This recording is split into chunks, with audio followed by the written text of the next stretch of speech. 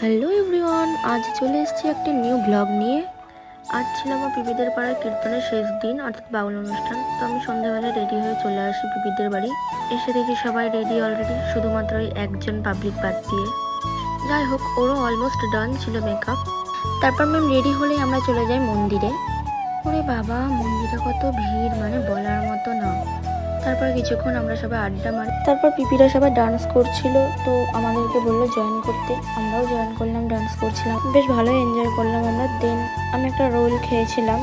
আর তোমরা তো জানোই, মেয়েদের খাওয়া মানে মেয়েদের যাতে লিপস্টিকটা না ওঠে সেই দিকে নজর দিতেই হয়। যাই হোক, কোনোভাবে কিছুটা খেয়ে বাকিদের বাই করে আমরা পিপিদের বাড়ি চলে আসি। সেখানে এসে দেখি পিপির একটা ফ্রেন্ডের বার্থডে। পিপিরা 5-6 জন ফ্রেন্ড মিলে তার বার্থডে সেলিব্রেট করছিল।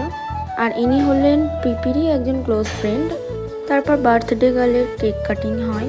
তারপর পিপি ছোট করে এক পিস কেক কেটে আমাকে দেয়।